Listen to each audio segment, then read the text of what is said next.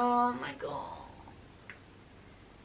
This is where I'm like, this video needs to be put out there, because this is really dangerous now.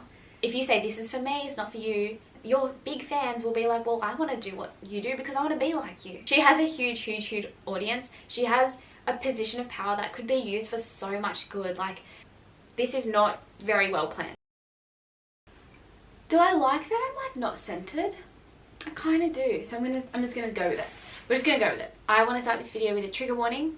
I'm going to address things associated with disordered eating, diet culture, topics that could be potentially triggering and upsetting to some people. Please don't watch this video if that might be you. My brain is a little bit going like a little bit crazy, and I could not sleep last night, so don't know where this energy is coming from. Also, my ring light is so bright right now, it's like blinding me, but I think that's just because I didn't really get enough sleep. But anyway, let's not ramble. Last night I was thinking about making this video and a couple of others that I want to make addressing particular influences or just particular diet culture messages out there.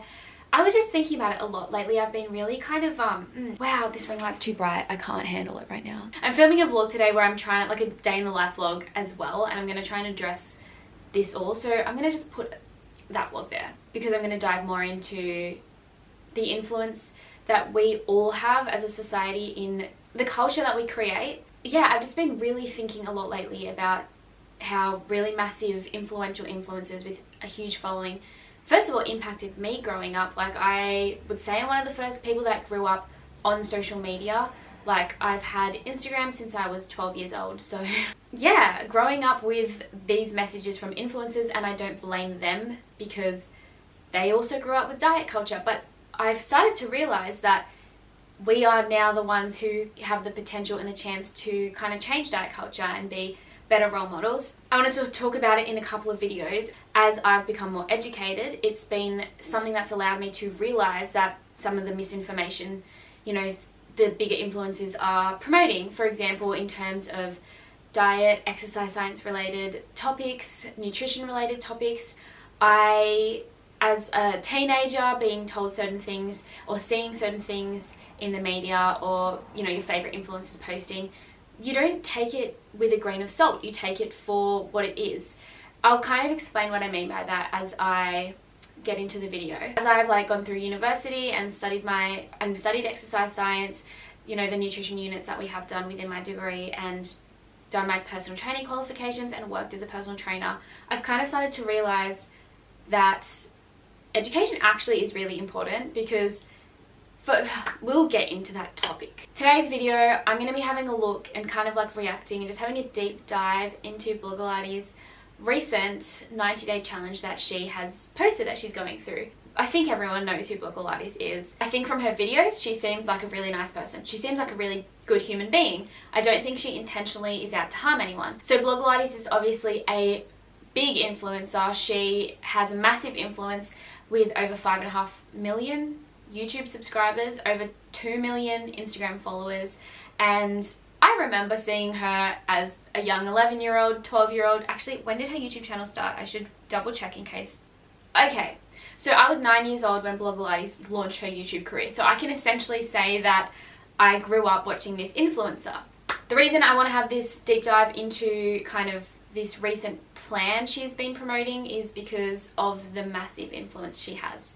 She quite literally has millions of people following her. So it's important that what she promotes is from a science-based background. It's not harmful, not potentially harmful. She can either reinforce diet culture, or she could promote, you know, let's not promote diet culture and promote actual health, actual well-being. She could educate people on training, like how to actually train for particular, you know, purposes, whether that be strength, muscle hypertrophy, a different type of sport in general, and even nutrition. Like, obviously, if you're not a dietitian, it's outside of your scope of practice to provide really in-depth like meal plans and advice like that, but general advice if, you know, it's in your scope of practice. So she has the potential to provide really good advice to such a big audience. And it's not even just advice. She doesn't need to make it in an educational way. It's the behaviors she does that people look up to and people follow. I know in the past that She's had some controversial look. She's been an influencer since 2009, before influencers were really a thing. So she's obviously learned and grown up throughout, you know, her career online, gone through, you know, she was a big influencer in the phase of like thigh gaps. She was a big influencer in the phase of fitness influencers not really being a thing. So I'm not gonna like nitpick her on past behaviors. I know in the past that she's done some questionable things, like promoted juice cleanses to a vulnerable and huge audience, 1200 calorie diets to people that are older than 3 years old, how to get a thigh gap posts, some other questionable red flags. When I was like planning and preparing to do this video, I did come across a lot of posts of her audience who were either, I guess, triggered into disordered eating or body dysmorphia behaviors. I don't want to say the wrong thing. I haven't been closely following her. I'm just going to get into this new 90-day challenge that she has posted. I also do want to say I don't blame Cassie. Blogilates' real name is Cassie Ho. I don't blame Cassie at all. She's obviously also a product of growing up in this society. She also, I don't think, intentionally wants to harm anyone. Like, she seems like a lovely person and she's done a lot of good things. I've seen a lot of comments saying that her content, her personality, her influence has been positive for a lot of people. They started getting into fitness, they started to get into exercise and feel better about themselves, they started to eat better and just kind of live a better life, a healthier life. And that wasn't taken to the extreme. At the end of the day, I think she's a good person and I don't think she intentionally meant to put out harmful content, but as a role model, she does have a moral obligation, I feel. Alright, so let's have a look at her most recent plan. My specialty is going to be in having a look at the training side of it because, as I said, I almost finished my exercise science degree and I've been a PT for, at the end of this year, it'll be 2 years. I know we're in February, so like a bit over 18 months. And I'll also have a look at the nutrition side of things. As I said, in my scope of practice, I can give advice, but it isn't in my scope of practice to provide a specific dietetic role that only a dietitian can do. So I wasn't actually sure what Cassie's education in the health and fitness area was because, as we know, so many health and fitness influencers have zero education in this industry. But I was actually pleasantly surprised to see that she has a bachelor's degree in biology. So I thought, this is good. This is actually really good. She probably has sound knowledge on body systems, which will be important when it comes to like fueling your body and nutrition and adequate, you know, repair, recovery, how the body systems work. She has a tertiary education which would enhance her ability to critically think. And I'm pretty sure she's also a qualified Pilates instructor, which, again, having that fitness tertiary education background is going to be helpful when it comes to understanding the anatomy of the body, understanding movement patterns, and being able to promote something to the audience that provides the best educated advice in terms of their training or nutrition. So her blog post is titled Rectifying My Past plus Reclaiming My Bikini, Day 0 of 90. Okay, so she starts by saying it's her birthday and she's turning 35 and that it's the 10th anniversary of her bikini competition. Her decision to enter that competition changed her forever, and you can read about it in her Instagram post. Alright, in her Instagram post, she kind of had like a photo in the bikini 10 years ago and today. Her caption says that she realized it's been 10 years since one of the most exciting times of her life that led to some of the worst times of her life. She said, I had never trained as hard as I did. I had never eaten as little as I did. 4 hours in the gym every day on 1,000 calories. Recommended by a coach, but do not do this. I was cloudy in the head, but so driven by my physical progress. I had never seen my body look like this before and I was amped.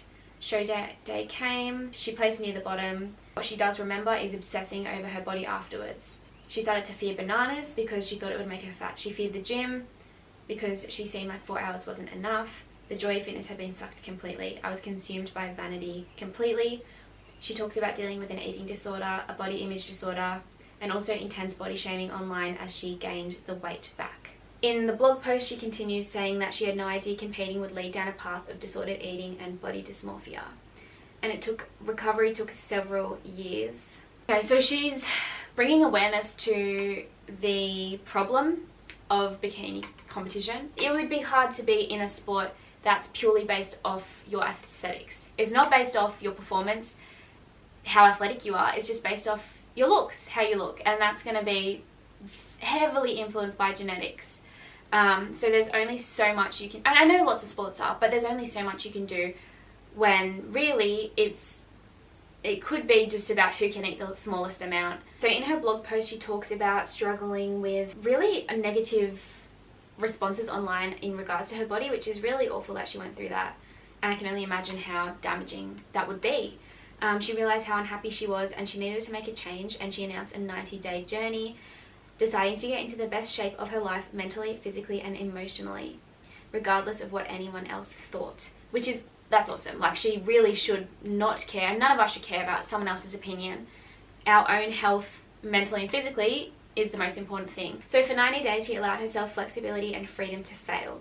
That's awesome. Like, failure is not, I think, I always talk about redefining failure, but failing isn't not succeeding or getting the outcome you desire. It's not giving up when it doesn't happen straight away, and it's having the courage to have a go. Okay, so she talks about shedding the excess weight off her body and toxicity out of her life. I really don't think she should talk about excess weight and toxicity together, because I think the toxicity is more of a mental thing, and you don't have to lose weight and be at that malnourished size you once were to feel better again. Like, losing the weight that people body shamed you about isn't going to make it better, because you won't be body shamed anymore. You don't lose the weight and you lose the body shame.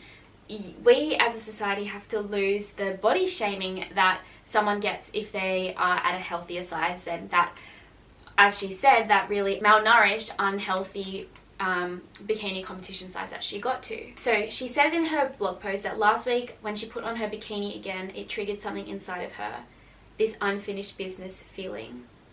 That even though she did 8 weeks of hardcore training and made it on stage, she didn't do it right for herself. So she's decided to reclaim and rectify her past, and she, instead of training for a bikini and the judgment of others, is going to train for strength and the judgment of herself. She's embarking on a 90-day journey to muscle. That's a way better outlook, just to focus on your own health, focus on building muscle and strength, rather than if she was in a 1,000 calorie diet, essentially in potentially a 1,500 calorie deficit, depending on her BMR and her exercise levels, which I assume if she's doing 4 hours at the gym every day, she's at a minimum in a 1,500 calorie deficit when she was on that 1,000 calorie diet. There was absolutely no way she would be gaining muscle in that state, because her body would be catabolic. It would be breaking itself down just to survive. That would have been really hard to get on a stage for a bikini competition where they want to look at the muscle you have when you've been breaking down the muscle of your body by not eating for the last however long. But now she wants to do this for herself, for her health, mentally and physically, and build muscle, which is central to your health. This is great. So her why: I'm going on a 90-day journey to muscle, to rectify my unhealthy past and get in the strongest shape of my life on my terms. That's a great why, especially rectifying her unhealthy past. My how: physically, she's going to focus on doing workouts and eating meals that will help gain muscle and get stronger. So she's focusing on building muscle hypertrophy, and she's focused on building muscle strength. So both an athletic and a physical side to it. These are both really good goals. I like to do similar goals with clients that I have for my personal training clients. Mentally, she'll focus on sleeping more to help decrease stress levels.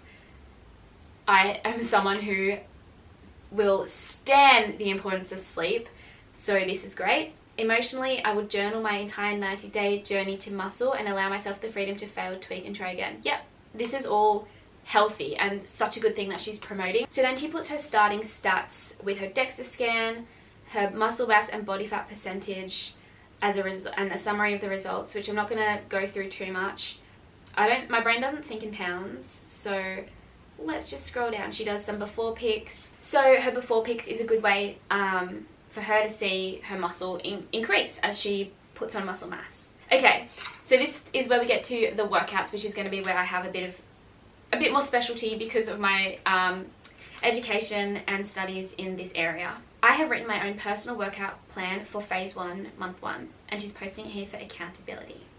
Alright, let's have a deep dive into this training plan. Alright, so for the first month, she has 6 full training days and then a 7th rest day where she'll either do resting or low impact cardio like walking or hiking. I don't even know where to begin because she really should have got someone that knew about a training to write a plan, because this is not going to get her to her goals of muscle strength and hypertrophy. Okay. Some of my uni notes. I'm just getting out my physiology notes on strength training, just so I can refer to some things. All right, let's start. Day 1 starts with a 30-minute run, and then she's got 8 exercises, each either 3 or 4 sets with a very high rep range. Day 1 is quads, glutes, abs. Actually, most sessions have that quite high rep range, lots of exercises. Day 2 also begins with a 30-minute run, and then shoulders, biceps, triceps, abs. So she's isolating the muscle group, starting with like lower body. The day 2 is upper body, which is kind of, I like to do this as well for my clients, because after working lower body one day, for example, the next day your muscles are still going to be in that adaptation and repairing phase. So rather than breaking that tissue down again, you let it adapt and then you work your upper body. So I like to do that type of split for my clients. I think that's good.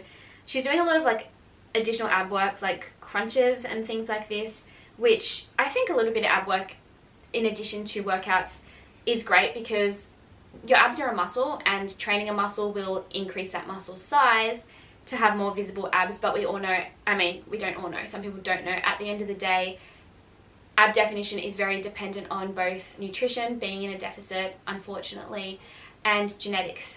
It just depends where you hold body fat, and most humans hold body fat around their midsection, so it's less likely that you'll have visible abs at a healthy body fat percent. But some people hold their body fat around their legs or their arms, and they do have more visible abs at a higher body fat percent, but your body fat percent is very indicative of ab definition. But anyway, so, and then day 3 is just cardio, 45 minutes of cardio. Day 4 is a lower body, hammies, glutes, so posterior chain with more abs and that 30-minute run. Day 5 is chest and back, so upper body and still posterior chain, but more like the upper posterior chain rather than lower, and more abs. And then day 6 is glutes and calves.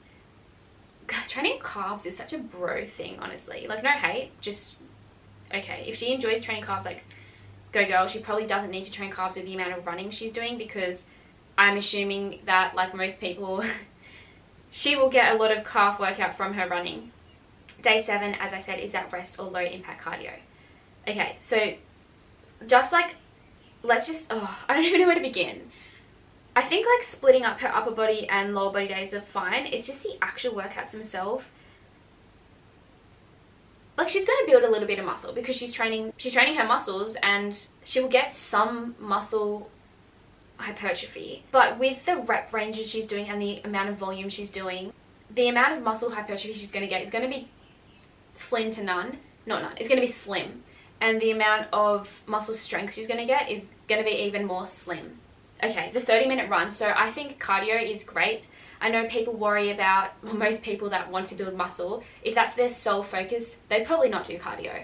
They would probably do low impact cardio, so like walking, general movement that's going to help their health, but not take out of their recovery, because at the end of the day, when you train for strength and you lift weights and you do these type of movements, your muscles break down, and it's the building of them back up and having rest days to allow for adaptation that will allow the muscle to grow optimally. Of course, you can still do this with cardio, but the amount she's doing is a bit ridiculous for her goals.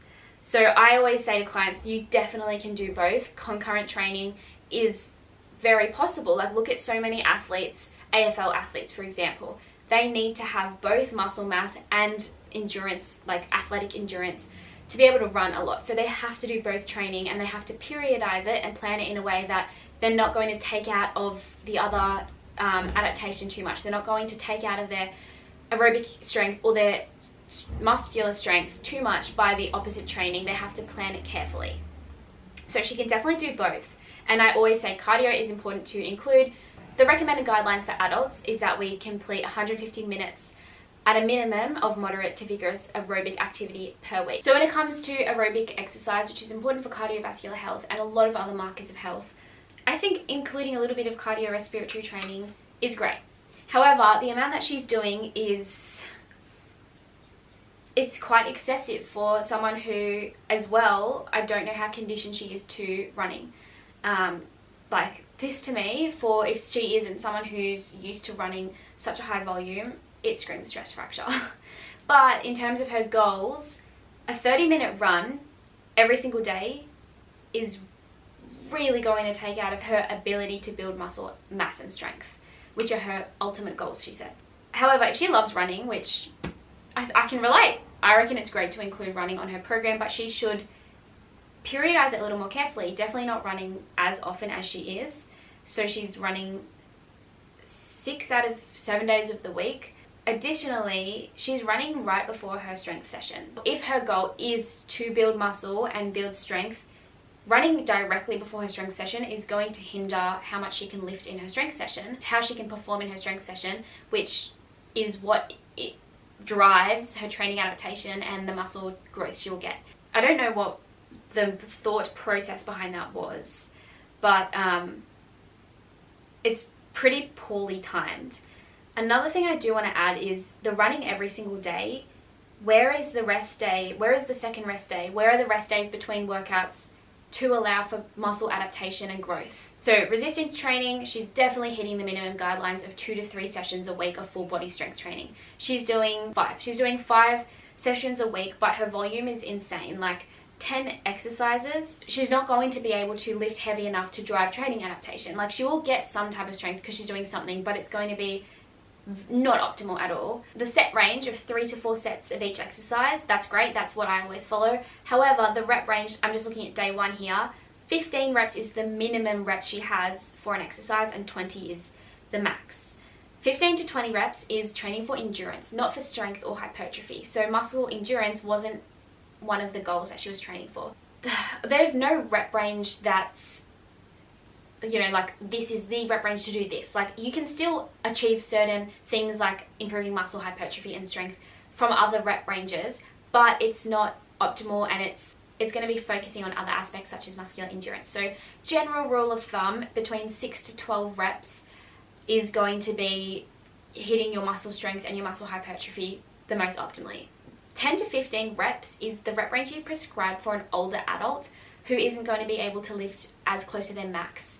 And older adults would be populations over 65. That's generally the recommendations for an older adult according to the American College of Sports Medicine, which is what we often refer to at my uni at least. 15 to 25 reps is when it becomes muscular endurance. So that's like, you know, endurance athletes like ultra runners, marathoners, athletes that need to build a sustained muscle contraction rather than size and strength.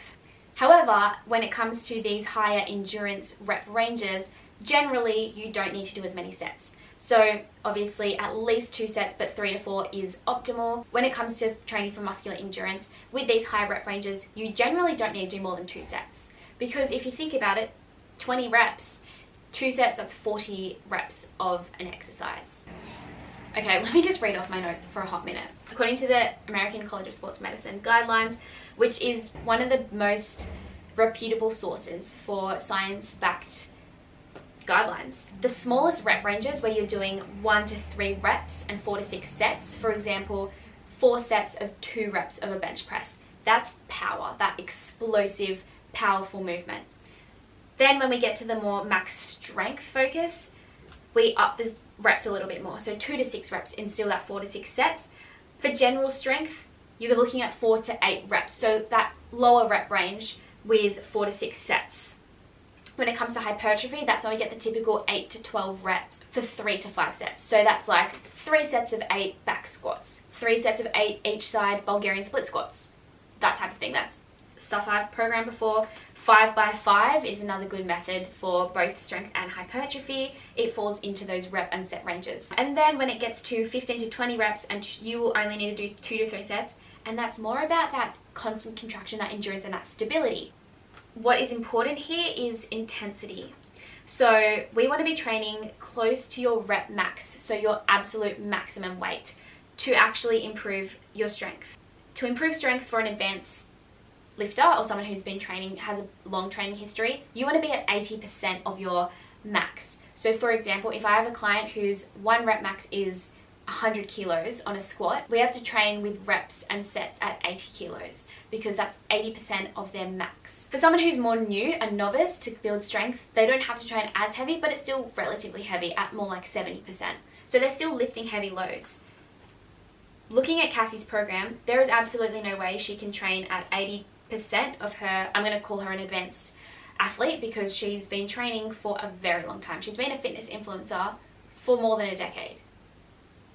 Holy shit. 2009 was a very long time ago. For someone who has an advanced training history, they've been training for a long time, to improve, although I don't know if she does weight training. Like, I know she does a lot of just like body weight movements. But for someone who wants to improve strength and hypertrophy, she needs to be doing she needs to be training close to failure at 80% of her max. There's that, like, if she can squat, let's say she can squat for a 1RM 60 kilos. What is 80% of 60? Hey Siri. 80% times 60 is 48. Okay, so she needs to be lifting 48 kilos for 15 reps. That's not going to happen. Like, maybe it will, but like, that's like, babe. For the rep ranges she's doing, she's going to have to lift lighter. And then that is when it becomes the intensity recommended for older or sedentary clients, or for endurance, muscular endurance, which is not one of the 2 goals that she set out. I remember we did look at a study where 4 to 6 sets of an exercise is best for hypertrophy, which was her number 1 goal: muscle mass, muscle size, building muscle, hypertrophy.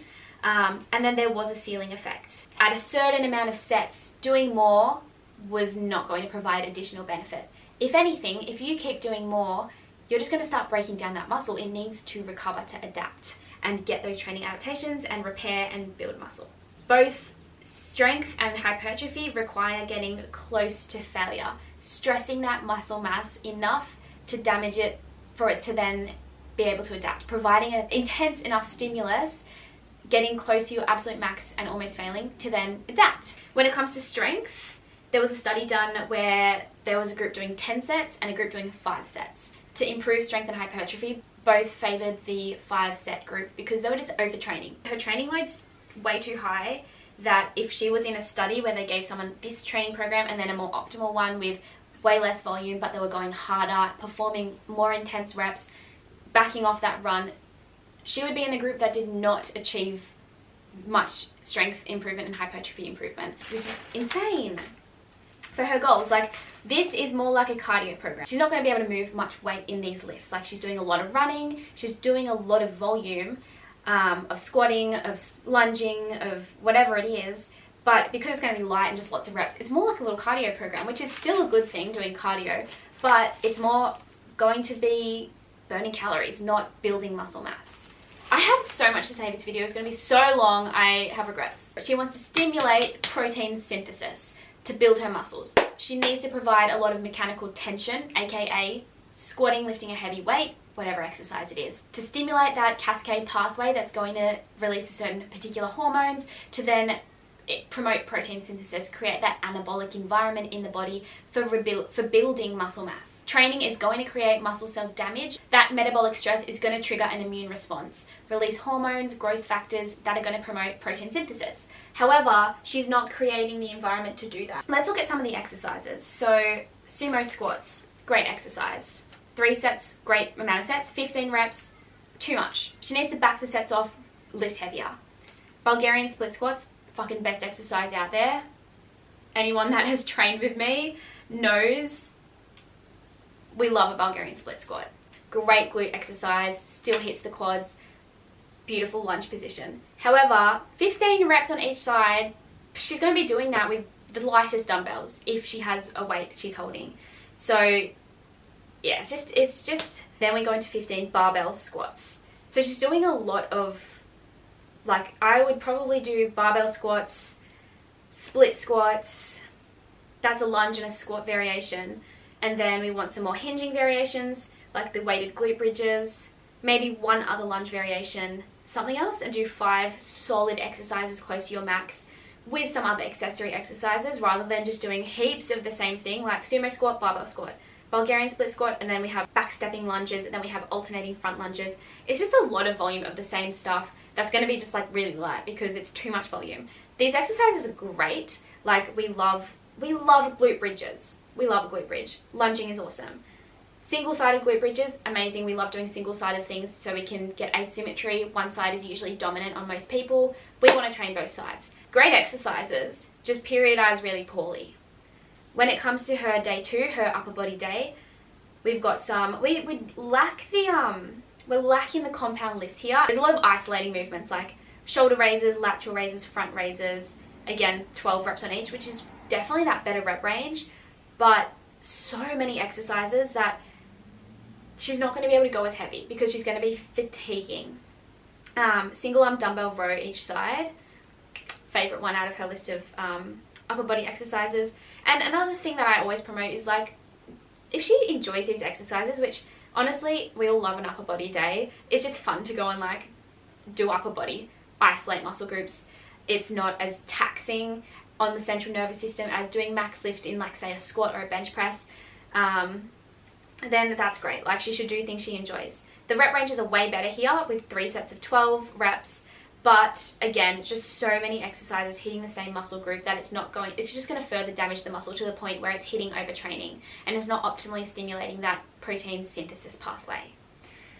Okay, so we've got some ab exercises at the end, and I do like some ab targeted exercises, but at the end of the day, we have to remember that abs are actually built in compound lifts because your core has to stay strong through your compound lifts to support the weight that you're moving through a squat, through a deadlift. So I think maybe going heavier, as I've been saying, and more compound lifts, like heavier squats with less volume, would help her core more. But in saying that, doing a bit of core is also good. Day 3, 45-minute cardio, 10 minutes at 5 to 6 miles. Oh, I can't think in miles. I think in kilometers. Hey Siri. 5 miles is 8.05 Okay. kilometers. I don't know her running ability, but to me, 8 kilometers in an hour is really slow. So a very easy pace for 10 minutes and then 1 minute at 8 to 9 miles per hour. Hey Siri, what's 8 miles in kilometers? 12.87 kilometers. Okay, so she's picking it up. She goes 10 minutes at a very easy pace and then 1 minute at a aerobic pace. 10 minutes very easy, 15 minutes incline, super easy. So it's more just like light cardio, which I think is great. It's good that she's incorporating cardio. However, if she's doing this huge cardio session, she doesn't need to be doing a 30-minute run before her strength sessions every single time. Maybe twice, maybe just on the upper body days when it's not going to affect your ability to lift as heavy with your lower body lifts. Day 4, hammies, glutes and abs.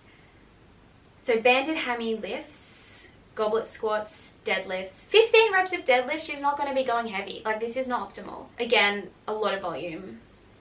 Day 5, chest, back, abs. Her upper body days are much better rep ranges, but just so much volume. I know I really shouldn't say this. She could be like just built different and is able to go really heavy for a crazy amount of volume. But if she's like most human beings, this ain't optimal. Glutes and calves, as the Americans say, calves. There's a lot of squatting in her glutes day, which is way better for quads than calves. I'd like to see more RDLs in there. I love the hip thrusts in there. Glute bridge, we love it. But for a glutes and calves day, it should be quads, glutes, calves, because she's really hitting the quads hard here. And then we've got some calf raises. I don't really think it's necessary to train calves, but you know, you do you. So like, it's not necessary. It's honestly probably helpful to help strengthen her calves to avoid that injury from all the running she's doing. And then day 7, rest or low impact cardio. So recap, my take on this is way too much volume. It's not going to be promoting muscle strength and hypertrophy very well. Not optimally for sure, but not even very well at all. It's more of a cardio program, more of a creating an energy deficit by doing so much work. She'll get cardiovascularly strong. This is more of an aerobic program, which is, great. She might go and do a good 10K run. She'll improve her 10K time, her 5K time, but that wasn't one of her goals. Her goals were strength and hypertrophy, which this is not very well planned for that. If she's moving in a way that she loves and she enjoys, which ultimately was her main purpose of this, to feel better physically and mentally and emotionally, then that's great. But if she wants to build strength and muscle hypertrophy, that ain't gonna happen. But who cares if that doesn't happen? If she feels great, then who cares? So that's my take on the training side of it. I could probably talk about it for forever. So let's just move on to the nutrition side. So as I said, I can give advice in my scope of practice about nutrition. I've studied some nutrition units at uni, which I loved, and why I've decided I might do a master's in nutrition after my undergraduate degree. In dietetics, but I don't really know if I want to do that. So let me just say I can't, in my scope of practice, prescribe a meal plan. Totally think it's great that some people thrive off a meal plan, but for myself and a lot of people who, especially in this like diet culture world, I feel like meal plans, I'm not a fan of meal plans. I'm not. I'm just gonna put that out there. If you've been in a negative place, that meal plan can just be a shift to have that intense, disordered eating mindset on that new plan, because you might be eating more and have like this quite, nutritionally adequate plan, but you might be in that mindset where now you're afraid to not be weighing everything to the gram to fit that plan, or you might be afraid to have something off the plan, where really humans are so much more simple than that. We inhale energy. We consume energy. I inhale my food sometimes, but we consume energy to provide us with energy to function. Yeah, I think meal plans can be a bit of a mental, just like a bit much mentally. But let's just not, like, whatever. Let's just have a look at her meal plan. So she said she will be upping her protein intake to support muscle growth, which is so important. Most studies have shown that the best environment to promote muscular hypertrophy or muscular growth is to consume 1.2 grams to 2 grams of protein per kilo of body weight. I 100%, especially with this much volume, I would go with that 2 grams per kilo of body weight. So for example, for a 50 kilo person, 2 grams per kilo is 100 grams of protein. That's pretty decent. It's not too extreme. It's a minimum. I'd say that's a minimum. Honestly, when we had sports dietitians speaking in our uni lectures, minimum was closer to 1.6 for athletes. So this type of volume of training is what an athlete does. So anyway, so she says many sources, including her RD, so I'm pretty sure that means her registered dietitian, recommend 1 gram of protein per pound of body weight. So I think in pounds, 50 kilos is around 120 pounds, which means 120 grams of protein, which is more than that kilo recommendation, which I think is better, because I did say I think 2 grams per kilo of body weight is more of a minimum. So yeah, 1 gram per pound of body weight is definitely great for a minimum. So bodybuilding and physique competition sources recommend 1 gram to 1.5 grams per pound of body weight, which is a lot of protein. But again, if you're building muscle and you're putting your muscle under damage and metabolic stress, that protein is what is going to help drive protein synthesis and repair it. There's 2 ways to get protein synthesis, which is either strength training at heavy weights, like putting mechanical stress on the body, and the other way is by eating. So even if you haven't trained, you'll get some protein synthesis when you consume a meal. If you don't use that as energy or use it to repair muscle, it will eventually be stored as body fat. So she said she's 122 pounds, which puts her at 122 grams to 183 grams of protein intake daily. She said that knowing how her body reacts to excessive protein intake, she won't go to 183. She's going to go in the middle of that rep range for 150 grams, great amount of protein. We love that. However, carbohydrates is actually quite essential to build muscle too, but we'll get there. So, oh my god. This is where I'm like, this video needs to be put out there, because this is really dangerous now. Her meal plan is at 1,500 calories a day, which keeps her full without feeling stuffed. That's ridiculous. There's absolutely no, there is a way 1,500 calories would keep you full if you ate 1,500 calories of lettuce, because that's quite low calorie. However, 1,500 calories a day,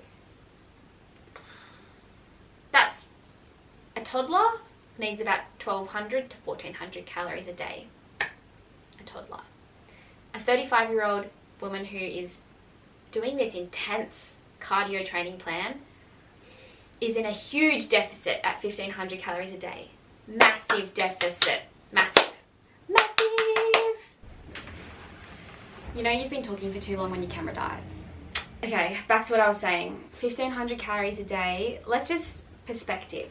We have our BMR, basal metabolic rate, which is how much energy we burn at rest, that is if we lay in bed all day. Then we have on top of that the energy that it takes to move around all day. That adds hundreds of extra calories a day just to get up and walk around the house, go to the bathroom, walk wherever you're going. On top of that we have our exercise thermogenesis energy, that energy that we've burnt through exercise. And she's doing a lot of exercise, so she's going to be burning hundreds and hundreds of calories on top of that.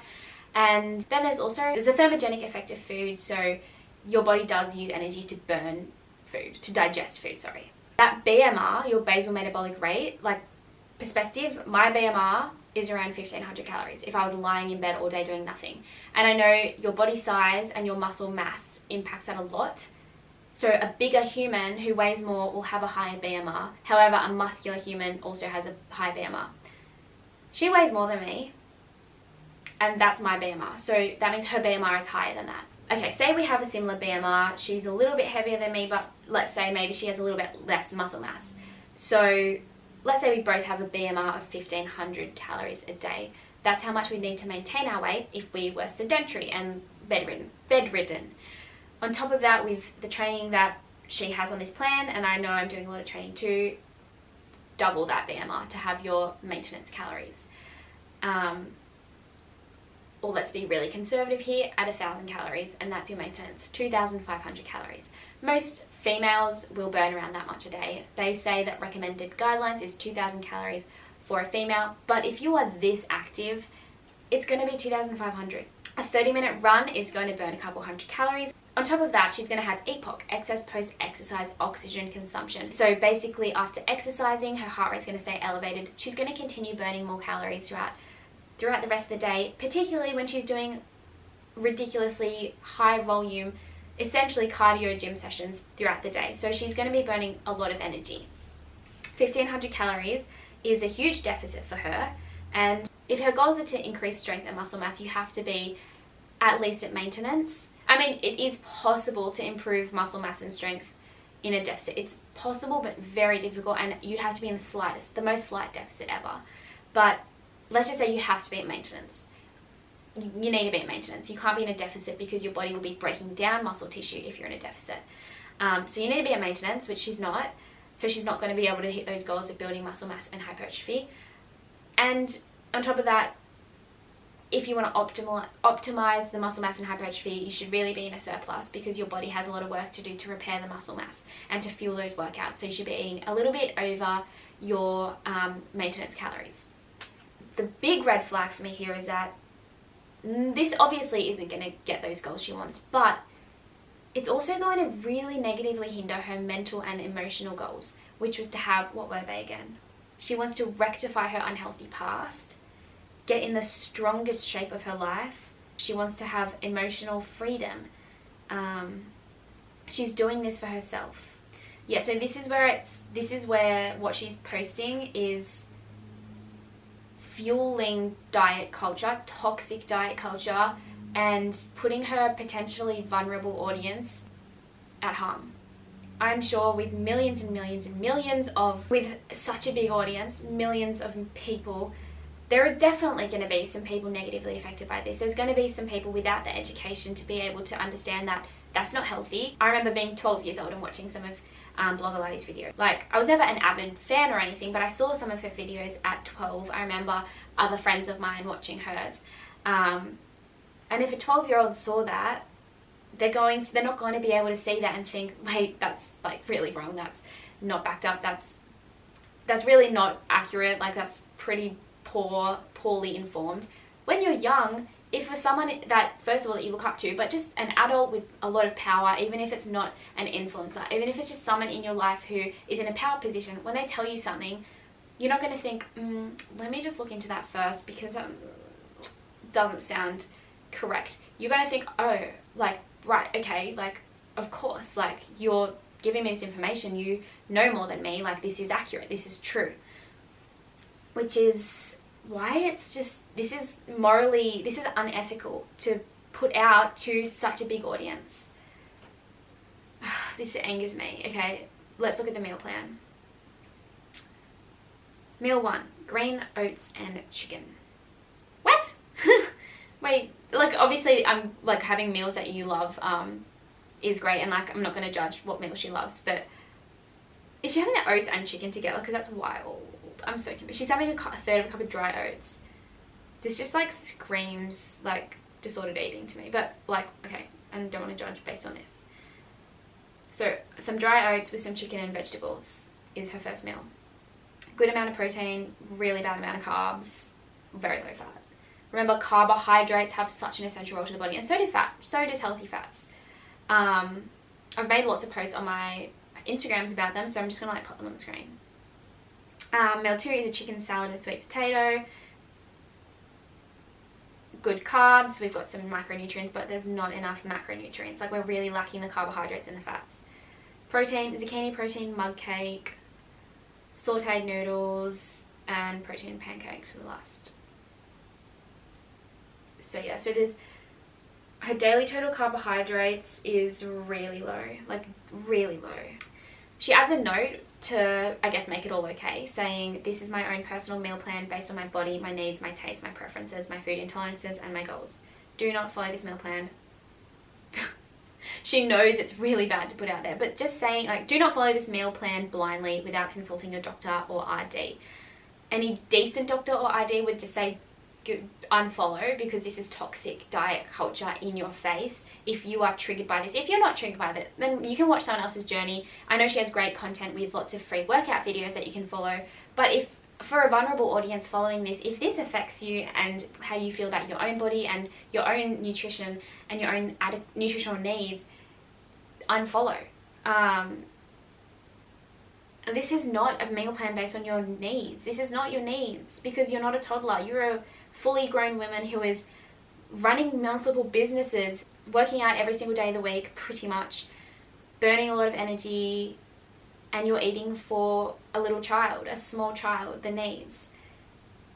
Not enough carbohydrates. Carbohydrates are so important for the body. Oh. Yeah. Carbohydrates is going to provide you the energy to perform in your training sessions. Remember how I said you have to lift close to failure? You have to lift at a high intensity. It has to be hard to provide that mechanical stress and tension. To do that, you have to have energy. You've got to have glycogen in your muscles. The glycogen also helps with repairing. So like a post-workout, it's great to have protein and carbs. Pre-workout, it's great to have carbs. You need the energy to perform well. You need the energy to help repair. Provide that nutrition back to the muscles. Get glycogen in the muscles so they don't start to break down and go catabolic, sorry. This is not providing that. Okay, whatever. Okay, then she is going to drink a gallon of water every day. Again, I don't know what a gallon is, but I'm guessing it's a good amount of hydration, so that's great. She's going to sleep 7 to 8 hours a day. That's a minimum, by the way. That's great that she wants to hit the minimum required sleep to be a healthy functioning human. Again, check out this podcast. Sleep is essential for our body. It is essential, and I'd like us to make a global rule that everybody needs 9 hours of sleep a night, because, yep. Great. I love that she's planning on sleep. She's planning on journaling to help her like stay accountable and plan. I love journaling and planning, so that's all great.